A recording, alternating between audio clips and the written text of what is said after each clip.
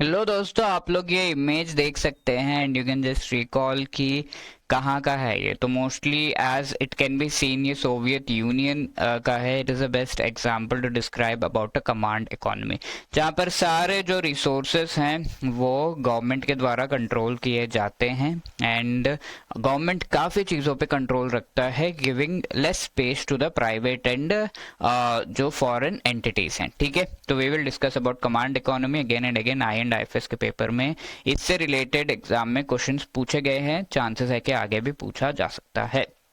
Command economy socialist economy भी इसे कहा जाता है, जहाँ पे government production distribution of resources पे काफी कंट्रोल रखता है, मींस ऑफ प्रोडक्शन एंड सारे ऑपरेशन को डायरेक्ट करने का काम भी गवर्नमेंट का है। गवर्नमेंट एम्प्लॉयर भी है और सारे जो सोसाइटी है, आउटपुट ऑफ द सोसाइटी लोगों में डिवाइड करना जो भी रिसोर्सेज है वो भी गवर्नमेंट का काम है। सोवियत यूनियन बेस्ट एग्जाम्पल है। 20th सेंचुरी के टाइम पर काफी कुछ इसी तरीके की इकोनॉमी वहां पे देखा गया था।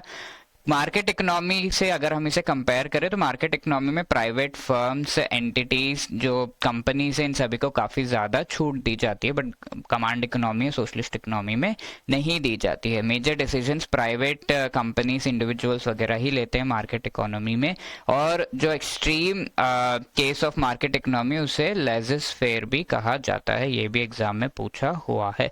मिक्स्ड इकोनॉमी इंडिया जैसा है, जहाँ पर कुछ चीज़ें गवर्नमेंट, कुछ चीज़ें प्राइवेट सेक्टर देखता है। Like there government as well as private banks, but they are regulated by RBI, which is a government entity. अब ये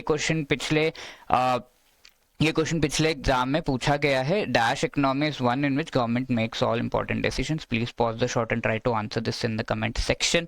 और ये पिछले जो शॉर्ट है उसमें हमने देखा था कि इनमें से कौन सा आरबीआई की मॉनेटरी पॉलिसी में इंक्लूडेड नहीं है। एमसीएलआर, बीपीएलआर ये इंक्लूडेड नहीं है।